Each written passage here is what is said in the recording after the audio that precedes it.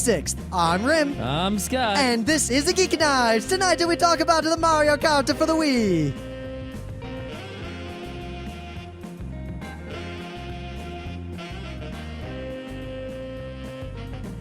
Let's do this. I feel bad saying it again, but I'm really liking River City Ransom again. Wait, when did you stop liking it? I never stopped liking it. So then how could you like it again? It's more that it's a game that I know possibly more so than most other games I've ever played. A game that I've probably put more hours into that than many other games. I like River City Ransom a lot, but I haven't put that many hours into it. Well, did you own it? No. No, there you go. I emulated it pretty much until now when I'm, I guess, legally emulating it. But I played it at a friend's house. And I actually bought it, like we got it when it came out. It was expensive. Wow. And that game was like the best game ever. Yeah, that was the kind of game that was sort of, under the radar in my neck of the woods in my childhood days, which is pretty sad because... What the hell games were you playing? I probably would have played the hell out of it if I had it. What were you playing? Like, what was your hot game then? Probably like Kung Fu Heroes. What? Are you serious? Which is good, but it's no River City Ransom. It's not so great. But it has that good music. It goes compared to River City Ransom's music, it's a little worse than that, but it's not bad. I mean, just because your music isn't as good as River City Ransom doesn't mean your music's bad. I don't know. I might have to. That's make like that saying assertion. just because you're not worth as much as gold, you're poor. Pretty much at this point. No. Yeah. No. But also over the weekend, we had the Visigoths over, played some Burning Wheel. Well, Burning Wheel. Except for Scott. I didn't play Burning Wheel. I worked on shit for you people and for me. So yeah. So you make a video yet? I'm getting to it. Yeah, we'll see. Hopefully this weekend. This maybe. weekend for sure, if it doesn't like rain or something. But it was kind of like we had this sudden explosion of dungeon mastering, or I guess we've outgrown the term dungeon master. I think we really have to say GM now because we play games. In fact, we still say, yeah, it's D&D weekend, even though we're not playing D&D. We'll probably never play D&D again except to try out kind of maybe 4th edition so I can make the inevitable review. If I don't have to buy the books, I could do like D&D one-shot kind of deals if the time is right. Of course, I'd rather do Inspectors, Lacuna, Paranoia, something else. Well, it's funny because suddenly Scott's all about running a Primetime Adventures. Well, because I finally got all the books. I just went out and I bought all the books for all those indie RPGs, like Dogs in the Vineyard. I'm a little tired tonight. Dogs in the Vineyard. Kill Puppies for Satan. Kill Puppies for Satan, which is, famous.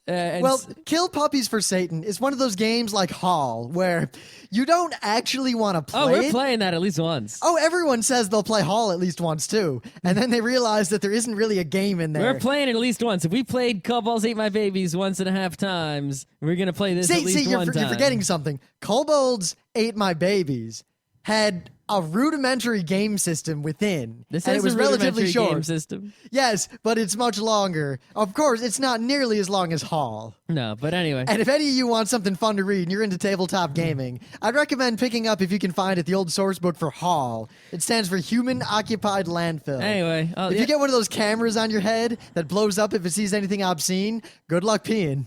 I'm going to search for that on eBay right now. But we realized that Primetime Adventures is pretty much the best way to run a Besom game ever. Forget Besom. Yeah, I mean, basically, Besom is an old role-playing game called it's called Besom because it's BESM, big eyes, small mouth, and it's it's the anime role-playing game. Like there's a Trigun supplement and a Slayers supplement and a Tenchi supplement, right? And the idea was that you'd buy this and you'd be able to role play as your favorite anime characters or in your favorite anime universes or in a generic anime universe. Like there were rules for giant robots and rules for magical girls. Now it used to be, I mean, there's all the different kinds of, I guess, classes of role-playing systems. It was the Tri-Stat system, which wasn't that bad, kind of simple, but, well, simple in the kind of AD&D way where there's a simple core mechanic and then a billion piles of shit all around it. But I actually played a Nutena online role-playing game that used the same system, and it worked okay, but it was kind of like, why I guess I didn't realize it way back then, but yeah, if you want to play an anime game, you got to use Besm, and if you want to play a dungeony game, you got to use D&D. And then now, wait a minute, why don't we just use Primetime Adventures to play an anime game? Yeah, Forget Besm. Besm sucks, and D20 Besm's even worse. Yeah, Primetime Adventures is designed to be a role-playing game where you create a serial television show of either 5 or 9 episodes. Serial television show. Why can't we just do an anime? Well, the answer is there's no reason you can't. You absolutely can. In fact, that will be awesome. Besm didn't really create like an anime-like game. Besm created an anime show with like stereotypes to 11. Besm created basically a D&D game where you happen to be anime characters. No. Have you ever played Besm? I read the book. Which book? D20? I don't know. I don't remember. It was a book that said Besm on it. It was in the bathroom. Well, Besm, you realize a lot of people play D20 Besm, which is just the same old crappy D&D 3-point whatever edition, but they skin it with anime cliches. The original Besm system. At least the Star Wars D20 changed some shit up. Not much. No, but it added some shit on, like the Force and the ships and the such. But it was all just for combat. I know. Of course. Yeah, well, it's D20. But you don't have any other rules for non-combat? What? Man, at least back in the AD&D days, they didn't pretend. I mean, what? You had proficiencies, and then you had non-weapon proficiencies. Yeah, okay. But the original Besm was just, it played up the anime stereotypes, but it did it in kind of a crappy way, so why not just use a system that plays up stereotypes in general and run with it? Yeah. Oh, apparently Hall came out in 94, but there was a reprint, a newer edition in 02. Oh, wee. Yeah, and I had no idea. It's looking pretty. Maybe we should get it. It's weird. It's like me and Scott Johnson were the only people in the crew who remembered Hall, because I forget which one of us, but one day I was like, one of us said blah, blah, blah, blah, blah, haha, that's just like Hall. And the other one went, ha, ha, ha, and everyone else went, what? All right, eBay, old version, $2. Not bad. New version, $9. Oh, buy it now, $13. I think I prefer the old version. Crazy Igor is selling one for $23.21. Great. Anyway, all right, you want to go to the news action? I don't know. My story was just that we had this explosion because Scott wants to run that game, and I've been planning and building this gigantic Horatio Hornblower style Napoleonic Wars Burning Wheel game, but I've been running into the fact that because I'm not using a medieval setting, I'm kind of having to write a lot of game mechanics and make, an entire working balanced system of life paths. I got about a third of the way through that and said, fuck this, and I'm just going to run a standard Burning Wheel game. Yeah, you could do Blossoms Are Falling, I'm telling you. No, because one, most of the people in our group have just barely gotten to the point where they're not completely just blindsided by Burning Wheel. I'm not going to introduce a completely different system on top of that. It's not completely different. It's Burning Wheel plus some stuff. A bunch of stuff that people aren't quite fully together with the whole Duel of Wits thing, so I'm not going to introduce language mechanics. All right. But suffice to say, I totally copped out, and yeah, my setting is, if you read The Prince of Nothing, Holy War, we're marching on Chimay, go nuts. Great. 3 to 5 life paths, let's see what happens. Okay, so, news time, I guess. Wow, you're really dragging. Yeah. Wake up, have some caffeine. I was falling asleep on the choo-choo. How could you be so tired? You wake up hours after me. You go to sleep early. I go to sleep way after you. How much sleep did you get last night? Less than 6 hours. I get less than 6 hours almost every night. Anyway. My e-penis is bigger than yours. My stay-up-late college penis. Look how big it is. That's not a good thing. It's awesome. It's like a hideous. It's funny. It's like that thread in the forum where people are talking about, I pulled an all-nighter. And I thought back to, I used to pull all-nighters. What's the word for when something gets when your skin is swollen? It's swollen. It's hideous swollen mess. Priapic.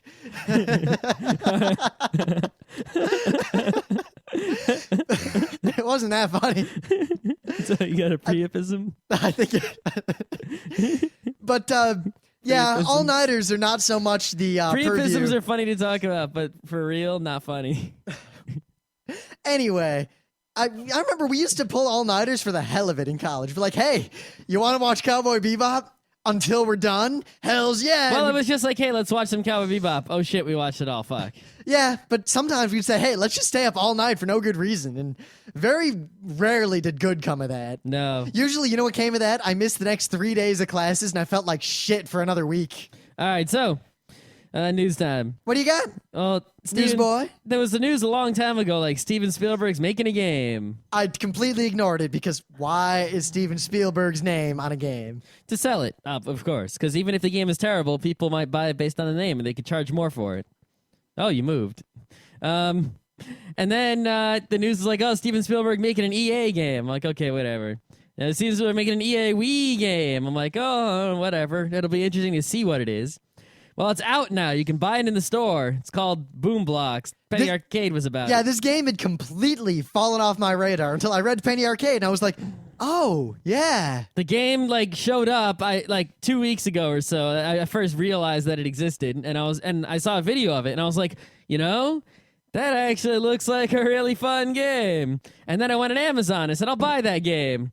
It said $50, and I'm like, okay, it's fun. It doesn't look $50 fun, and it'll be just as fun later as it is now. So when Mario Kart is sort of worn out, when Okami is worn out, when Smash Brothers is worn out, and there's a game drought, I'll probably try to pick up Boom Blox for hopefully less than $30. It's definitely one of those, you got a bunch of people over at, say, a party, and half the people will kind of crowd around the Wii and play that game, while the other half the people, I don't know, go do whatever other people at parties do, who aren't me sitting in front of the Wii. But if you're looking for a Wii party game, this one looks like a high quality that will hold you over for quite a while. One could almost say pre-epic. Yeah, after the Mario Kart and the Smash Brothers are worn out, this is the where to go.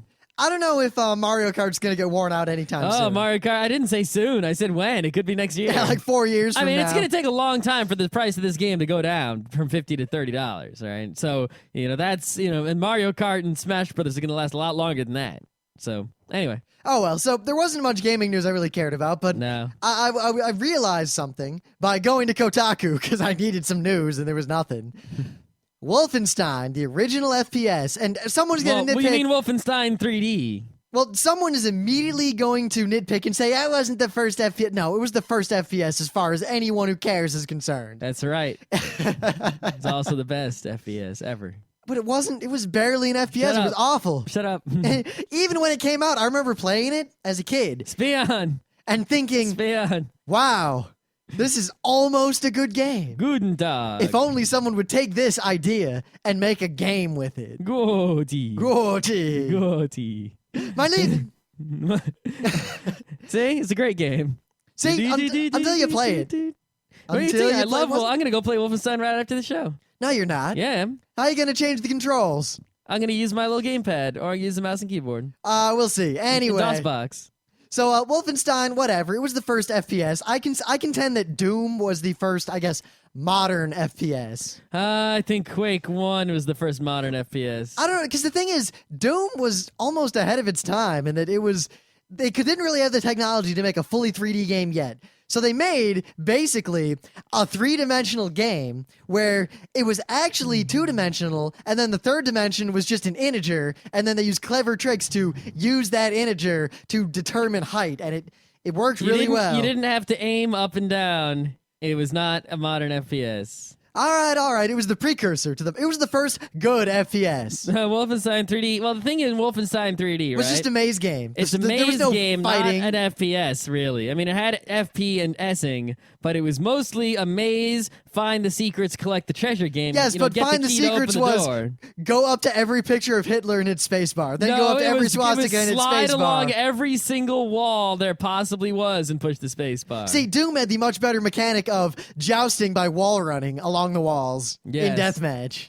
Yeah. See, it's the first real FPS because it was the first game that had deathmatch. No. Actually, I realize now that there aren't really we should make death matches anymore. I played the Half-Life 2 deathmatch this week. Who plays it, though? I looked, and there's hardly any servers. I played it, and there are plenty of servers. What are you talking about? There's plenty of people playing all over the but place. not as many as you'd expect. No, not a whole bunch, but there's plenty. And you know what really saddens me, though? I turned on Ricochet. There was exactly one server. It had a ping of 800. I went there. There was one bot. and the bot was broken. It was like the saddest experience of my life. That's sad. We should play some Ricochet with the foreign peoples. Yeah, Ricochet is a damn good game. If you have Half-Life 1, you have Ricochet. It's in Steam. It shouldn't cost any money, I don't think. But yeah, today is the 16th anniversary of Wolfenstein 3D. I'm 10 years older than Wolfenstein. Wow. I'm also 10 years older than Wolfenstein. So I guess Wolfenstein came out in 1992. Something like that. Yeah. Wow, it's amazing how quickly these things advance. Like, that was then, and it wasn't that long after the Doom came out, and then Doom 2. Well, think about this. Wolfenstein was 1992, right? The N64, I think, was 1994. See, by then... 1996, I think. See, by then, pretty much from 1994 and a half was when I basically became a full-on PC gamer, and I gave up on consoles. And I continued to be given up on consoles right up until the end of the GameCube era. Yeah, the N64 was 96. No, no. I didn't really get back into console gaming until the DS came out. When the DS came out, I bought it. It was the first console I owned since the SNES. Yeah, and the PlayStation was 94, and the N64 was 96. So think about that in relation to Wolfenstein 3D in 92. Whoa, I'd say things in the 90s, gaming basically within the span of 10 years went from to holy shit, and it was really fast. Like, it really felt like the each system like lasted forever, The only thing that didn't last forever was Quake 1. I remember playing Quake 1 and then someone was like, "Here's Quake 2, the first good, real, finally it's here. This is what an FPS should be." Yeah.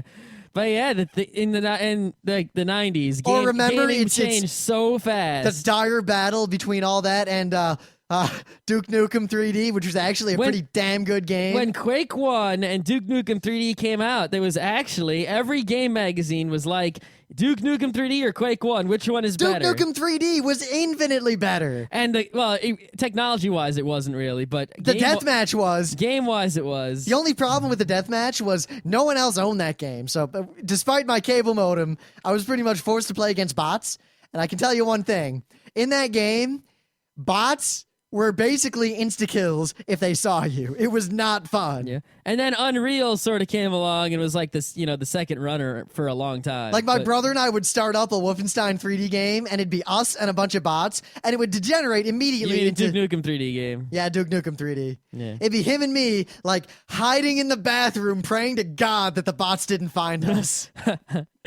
Yeah, but that's you why... You hear him walking around outside. That's why Duke Nukem Forever gets all this hype, It's because that game didn't come out when it was supposed to. It was probably the only reason that Quake succeeded so much. If Duke Nukem Forever would have come out on schedule, Quake 2 would have met with actual serious competition. What if Team Fortress 2 had come out when they said it would have? Holy shit. That would have... I think gaming would have gone a different way, FPS-wise, because that game was a lot more like the Weapons Factory Mega TF kind of game than what we got instead. Yeah. All right. Anyway, that's all I got. I don't know. Scott's tired, and there wasn't so much gaming news that matters. So. Not really.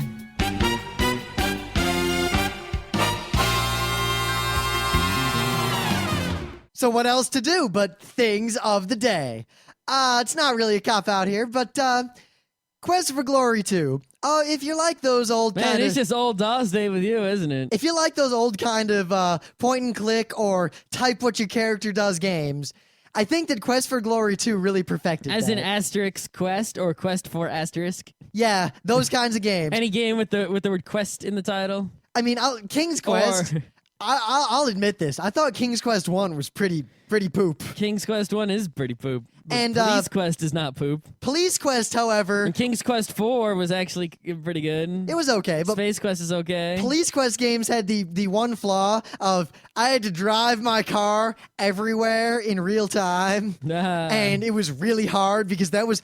I think that game had the worst interface between a human being and a vehicle that any game has ever had. The only thing I loved about Police Quest, you had that elevator in the police station that would only go to certain places. It could go to other places. I know, but you knew that when you could get to those other floors, that would be the business. You'd go up there, the door's locked, you knock, they're like, no one answers. You try every item you have and everything in the room. Finally, the game is like, listen, dude, you're supposed to come back here when the plot advances. Now go out and arrest that drug dealer who, The drunk driver who, if you handcuff him in front instead of behind, he kills you and drives away in the police car. That game was procedural. But anyway, Quest for Glory 2, in terms of the games of type what your character does, maybe not the kind of better click interface they had later, but like drink the blah, ask about the blah. I think this was the best one from that era. It's super fun. Well, it's the best one maybe with graphics. There were a lot that didn't have graphics. I Oh think no, might have text been better. adventures are a different genre altogether. Well, I remember it's really, Moon this Mist. is the same game. It is a text adventure. The only difference is that this has pictures. There's a lot more than that. You actually also controlled your guy with like on the screen graphically, and combat was actually super fun. And real time. Oh, okay. All right. Not like Quest for Glory 3, where they I said, played text adventures with real time combat. yeah, but this was better, believe me. Believe me. Plus, I remember Moon Mist. All I do is type, kill so-and-so. Like, kill the butler. And it would say, but you don't have the aerosol device. To which I'd think, wait a minute. Aerosol device? Of course I don't have the aerosol device. Where can I get me an aerosol device? Use aerosol device on butler. But you don't have the aerosol device. Damn it. All right.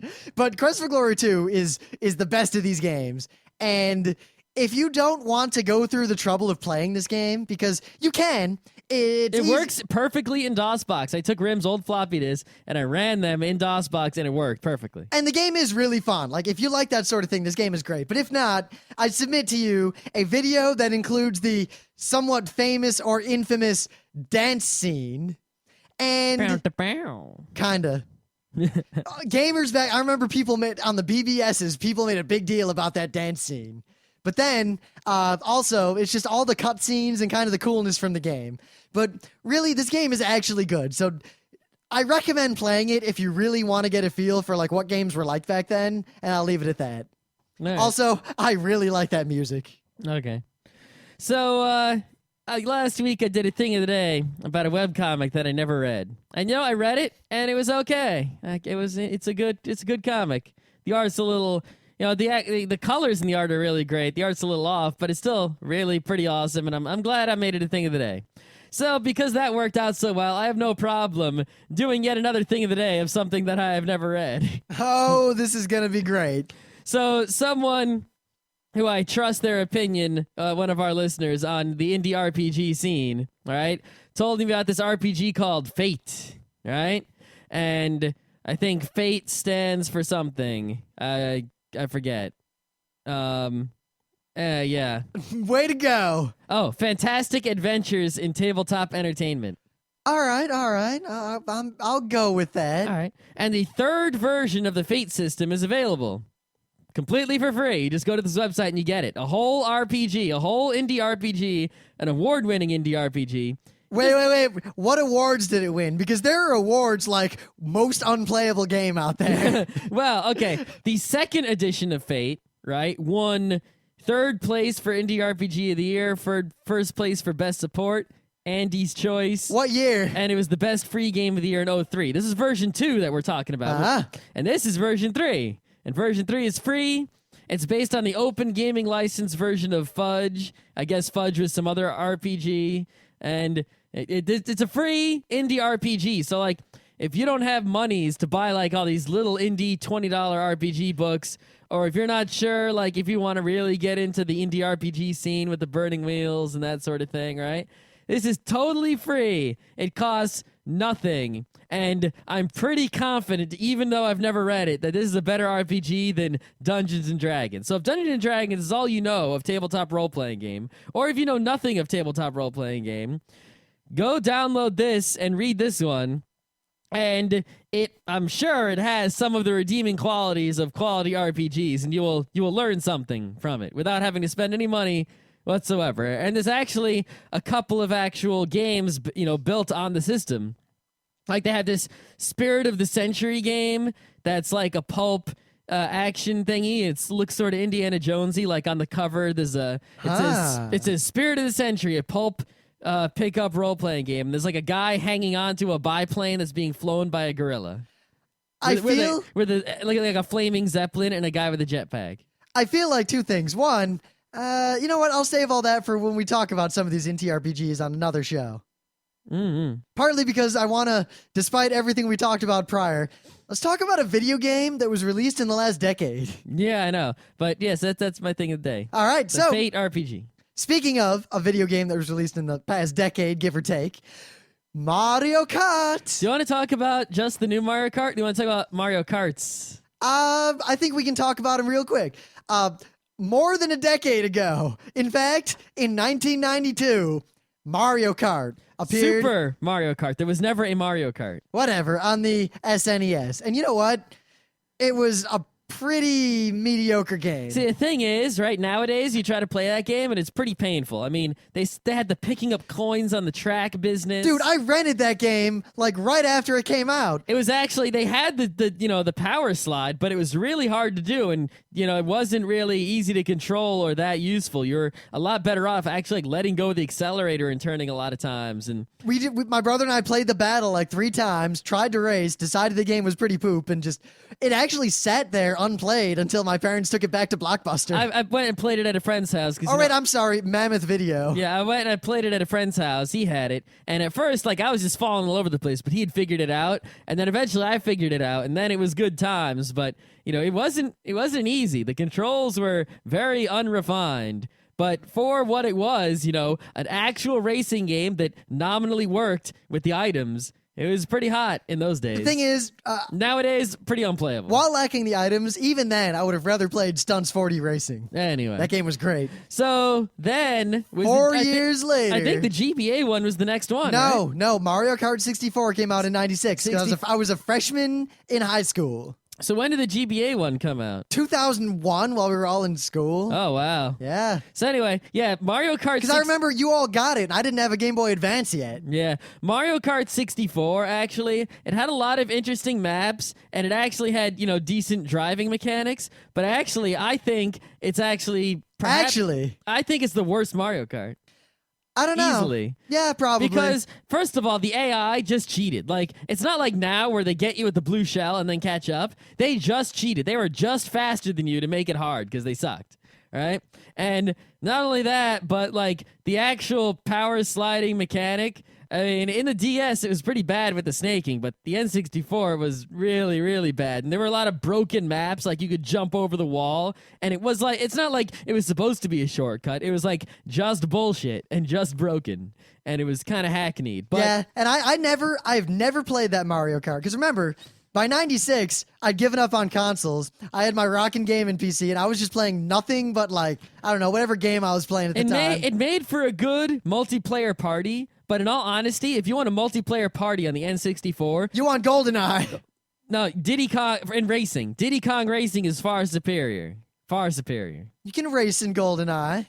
I guess. Not Right, so much drifting. The GBA one came out, and I played that GBA Mario Kart like a fiend. I don't think you people understand how good. You have no idea. Let me put it this way: this game, Scott is to this game more so than I am to Advance Wars. I picked it up one day. I borrowed his card, and I went to race one of his ghosts. And I was like, all right, go. His ghost was gone. I never saw it again, and then it lapped me. Yep. I played that GBA Mario Kart on my GBA so much. I honestly think I might be the world champion of that game. It had all the SNES maps, and it had a whole bunch of new GBA maps. So there's a ton of maps, right? It was wicked awesome. And the other thing about that game is that I don't know why they changed. They had the formula perfect, right? The game had the blue shell, right? But the blue shell didn't fly through the sky and then land on your head. The blue shell just followed you. And if you didn't mess up, if you kept driving and didn't slow down by driving in some dirt, or if you stayed on the track, it would always stay right behind you, but it wouldn't actually hit you. And if you were able to keep driving perfectly long enough, it would go away. The same thing with the red shells. And this resulted in a completely skill-based Mario Kart that still managed to have all the fun of having crazy items without having them ruin the skill-based gameplay. Because people could use items on you all they wanted, but if you were awesome, you could dodge pretty much all of them. I mean, sometimes there'd be something like a blue shell's coming, you're staying out of its way, and then lightning, you got small and now it hits you, but you already got lightning, so it's like, all right, whatever. Yeah, but it was a solid game all around. It was pretty much the perfect Mario Kart as far as I'm concerned. A shit ton of tracks, excellent character selection, perfect controls, almost entirely skill-based in determining the winning and the losing, and I played it so much that I can pretty much get like amazing times on all the tracks. Especially, it's kind of scary. Especially like there's some like Bowser castle tracks. I'm just like going around and that's also the first one that had the blue sparks. I mean, the N64 had like the power slide. This one had it where you would do sort of a normal slide around the corner, and if you took the corner like on the line that the game wanted you to take it on, it would just like blue sparks out of nowhere. It's like you do a turn, you go to the straightaway, and then boom, blue sparks, just boop. And I liked it that way because it wasn't like, try to hold the power slide as long as you want. It wasn't, try to rock back and forth to build anything up. It was take the turns as best as you can, and if you take the turn in the best possible way, then you'll just get a boost. And it was only on the turns, and I don't see how it could be better than that. So then, Double Dash, which I'll admit, I'm glad Nintendo tried an experiment like this, but I didn't enjoy Double Dash, at least not the kind of two people in one cart mechanic. Because basically, whenever we played, it was either Scott's driving or I'm driving. And whoever's not driving will never drive because the other person's never going to switch. There's no reason to ever switch. Pretty much going in the back, I mean, they did give the person in the back of the car Yes, they gave me the power to knock you off the track whenever I got bored. Pretty much that person is in charge of the drift controls and the items, which is good, but it's not enough. It's sort of like the person driving is the real playing, and the other person's sort of bored. It was really the one thing I can really say about that game though is that they polished a lot of other things. It was nominally fun if you're playing by yourself, but it does have the benefit of if you have a group of like say you got two couples. Because you could do the LAN mode on that too. Like a gamer guy and a gamer girl, and then they're two not so gamer girlfriend and let's just say both girlfriends. Now, sexist. How so? Saying the girlfriends are like not able to play that quality game. I said a gamer girl and a gamer guy. And then both of their respective girlfriends who are not gamers. I'm tired. I very pointedly did not go into the realm of girls suck at games. I went into the realm of lesbians. But anyway, so homophobe.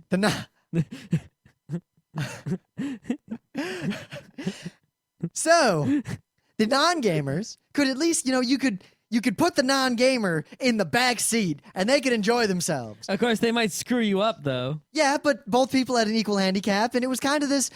That is a good game to get people into gaming who aren't so hardcore. Yeah. The thing is, you could play, if I'm not mistaken, you could play Double Dash, where each person drives and does the items and the drift. They control the whole vehicle. Oh, yeah, but I had other things to do. That was when we were in college, and we had much more important games to be playing, like Counter-Strike. Yeah, I got a lot of GameCube games, pretty much most of the big ones, but I don't have that one. So, yeah, well, we had Counter-Strike and Tribes 2 and other things to do. That was much earlier than Double Dash. Yeah, but I'm just saying, like, that level of game. Yep. NS. Yep, that was around Double Dash times. So, we don't need to say much about the DS Mario Kart. Didn't we do a show on the DS one? I think we did. It was great, except for the fact that one day I was playing against Scott. He beat me all the time, and then I was like, wait a minute. I beat him all the time because I was playing it the same way I played the GBA one. And I was trying to take his lines. And then I was like, wait a minute. I could boost twice around that corner. Oh, I wonder if I can boost 3 times. I wonder if I can boost down the straightaway. And I learned independently of other people how to snake. And then I realized online that, people are talking about snaking. They had a name for it. And people were in an uproar about it. And then I realized that the way to get the best times was to hurt my thumb and kind of shake my DS. And then I stopped playing it. Yeah, because pretty much the problem with that game is they wanted to continue the thing from the GBA version of, rewarding you by taking the turns really well and by power sliding around the turns, right? And taking a good corner and drifting by giving you a boost, right? And that's all well and good with the blue sparks. That's how it should be. That's what makes Mario Kart Mario Kart. The problem is the way they programmed it was you got the sparks by sort of rocking the stick back and forth while drifting. It So didn't all I matter do if you is- were on a turn. It didn't matter what. So you would just do that wherever there was enough room on the track. I'd go drift, rock, rock, rock, rock, drift, rock, rock, rock, rock, rock, drift, rock, rock, rock, and I got into this rhythm. And I remember I finally raced against Scott doing this, and we were on, I think, Luigi's Mansion. And it was like, go, and I just disappeared, and I lapped him, and it was just crazy. And that's I guess that's okay. The problem was that this technique pretty much meant if you want to win this game, you have to hurt your hands, like going dig dig dig dig dig. It's kind of like the old fishing game in the original Mario Party. So who wants to play a game where it's pretty much win by shaking your hand back and forth and hurting your thumb?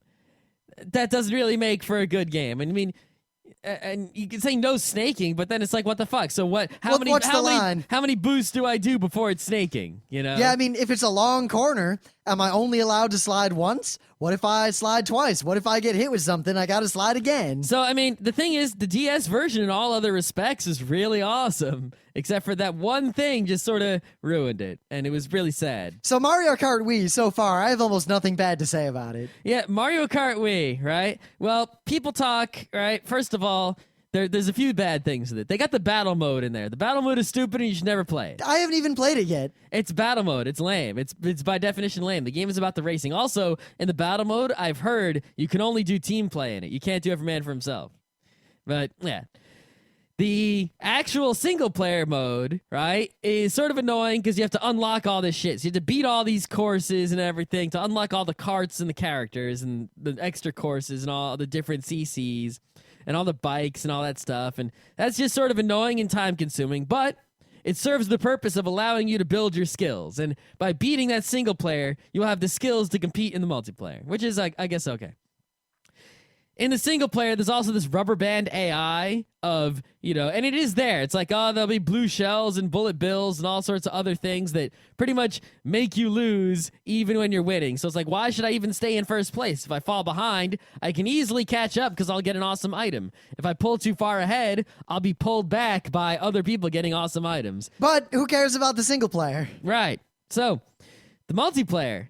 You can turn off the bullshit items. You can choose what set of items you want. They have you these can't choose exactly. Well, no, but they have the settings. You can say, like, strategic, and it pretty much only gives you mushrooms and green shells, and occasionally banana peels. A banana peel, a block, a triple mushroom, I think a red shell, but not that frequently, and it's a lot more skill-based and a lot more fun, at least for us. Yeah. You can also, which is equally fun in the right setting, turn on crazy items. Yeah, Everyone's getting bullet bills left and right. In the normal mode, right, if you're in like last place, you'll get more powerful items to let you catch up. And if you're in first place, you get weaker items to sort of, so you can't really do much. You'll just have to keep racing until, But in the aggressive items mode, everyone gets the crazy items as if they were falling way behind. So even if you're in the front and you get blue shelled, you probably have like a bullet bill. So it's like, oh no, you blue shelled me. Now I'm in second place. Bullet bill. Oh shit.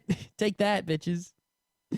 Yeah. And they got a lot of tracks in there. They don't have as many tracks as I would like. I mean, I think the GBA one still had more tracks, but there's plenty. There's enough to keep you interested. They got the bikes. So the fact that the bikes are in there is sort of like every track is actually 2 tracks because driving the bike is completely different from driving the cart. So doing one track with the bike and one track with the cart, it's almost like there's 2 tracks going on. And the fact that you can compete cart against bike is actually really sort of interesting. But it also comes down to sort of, I know that the bike is faster on this track and I know the cart's faster on that track. Of course, there are ways around that by agreeing to do certain tracks. You can do like bikes only, carts only. There's a lot of ways to handle that. Yeah. But I mean, overall, actually playing the game is super fun. Oh, super fun. And the thing, the Wii, we got to talk about the Wii wheel, right? So it comes with the Wii wheel.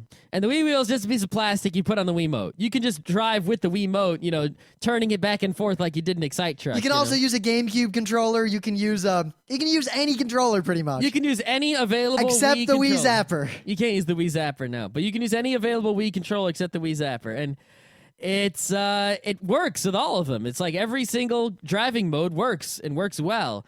The thing is, with the Wii wheel, with the tilting it back and forth mode, you're at a disadvantage because if there's like especially on the higher CCs, you just cannot turn back and forth that quickly. So if it's like right turn, left turn, you're not going to be able to like actually get good power slides on both the quick turns at high speeds with the Wii wheel because the response just isn't quick enough. And you're not going to be able to take the turns super tight, and you're not going to be able to like sneak in between two really close banana peels like you can with the nunchuck or a GameCube controller. Now, I'm glad they included the wheel, and I'm glad that they also let you use a normal control scheme because it feels real nice to use the wheel, and for casual play, it's really nice. But the Wii wheel's really fun. But if you're one of those people who wants to be like super good at the game, don't even bother with it. Just go straight to the analog stick and Now, never look back. Here's the advantage of the wheel.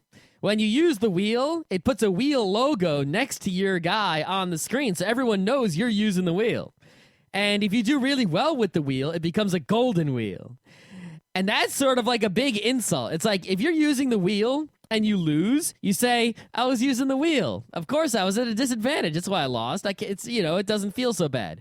If you win with the wheel and other people aren't also using the wheel, it's like, I beat you with the wheel. That's like beating you in a race, but I was wearing a ball and chain on my leg. So using the wheel... It's a common strategy. I do this often because no one will ever play against me in Advance Wars. So I'll be like, all right, I'll give everyone else double money or something, and we'll play. And if I lose, it's anytime you want the kind of trash talk of the gods, like it's like the carte blanche of trash talk. Put yourself at a disadvantage willingly. You cannot be faulted for losing, and everyone else is so screwed if you win. Yeah, so it basically, the fact that the Wii wheel puts you at a disadvantage for actually winning, they make up for it in that because losing doesn't feel bad if you're using the Wii wheel because you're at a disadvantage anyway, and winning is double awesome. So, I don't mind using the Wii wheel, even though I know if I use it, I'm probably not going to win if the other people are actually good at playing the game. Now, there's not much else to say, but I think we should at least mention the fact that this game, unlike every other game on the Wii, didn't completely fuck up the multiplayer online. Well, the online is bad, but it's satisfactory. It's playable. The main reason is one, unlike Smash Brothers, which really, really was a mistake, 2 people can play online from the same Wii together. Yeah, so me and Rim can go online together on the same Wii and race against people on the internets. But we're both using the same Wii, whereas with Smash Brothers, to do that, we would have needed 2 Wiis in the same room. 2, the way to go online is you go online and just track voting and all that same kind of stuff, but it'll find a game that's already going and kind of put you into it for the next race. Yep. And then every time a race ends, depending on how many people drop out during or after that race, it takes other people who are looking for games and puts them in. So once you play 1 or 2 or 3 games, you've got a group of people that you've been playing with. You see their names, they're there, and eventually it distills into only the people who actually want to play and aren't just going to quit when they lose. Yeah, and the thing is, unlike the Mario Kart DS where people quit, you have to quit and start a new one, right? This would, you just kind of, even if everyone quits, just keep playing, and the game, the service will just put new people into your existing game. So just keep playing, and every race is going to have people in it. And even if they drop out, you just finish the race, and then there'll be more people who just joined. So it sort of solves the problem of people leaving the race, doesn't fuck everything up.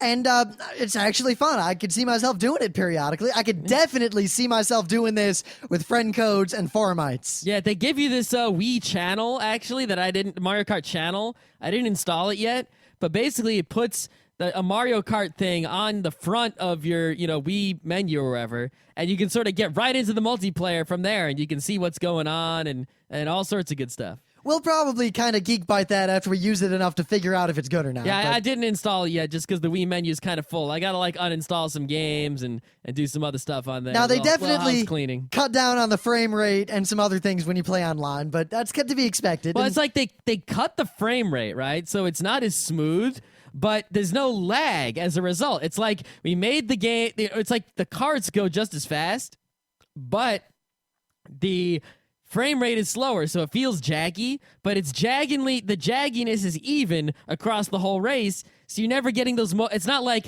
it's smooth, oh, it's completely stopped. It's smooth, it's stopped. It's just slightly jaggy the whole time, but still playable.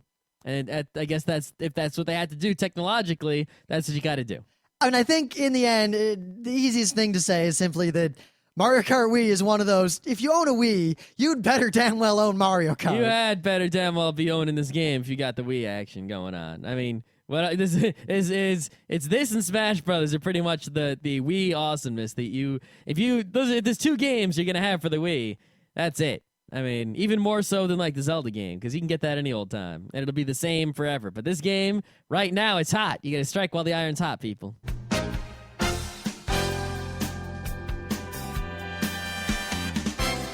This has been Geeknights with Rim and Scott. Special thanks to DJ Pretzel for the opening music. Be sure to visit our website at www.frontrowcrew.com, where you'll find show notes, links, our awesome forum, a link to our Frapper map, and links to all the RSS feeds. We say feeds plural because Geeknights airs 4 nights a week, covering 4 different brands of geekery. Mondays are science and technology. Tuesdays, we have video games, board games, and RPGs. Wednesdays are anime, manga, comic nights. And Thursdays are the catch-alls for various rants and tomfoolery. You can send us feedback by email to geeknights@frontrowcrew.com. Or you can send audio feedback via audio. Just click the link that says Send Me an Audio on the right side of our website. If you like what you hear, you can catch the last 100 episodes in iTunes or in your favorite podcatcher. For the complete archives, visit the website, which has everything. Geeknights is distributed under a Creative Commons Attribution Non-Commercial Share-alike 2.5 license. This means you can do whatever you want with it as long as you give us credit, don't make money, and share it in kind. Geeknights is recorded live with no studio and no audience. But unlike those other late shows, it's actually recorded at night.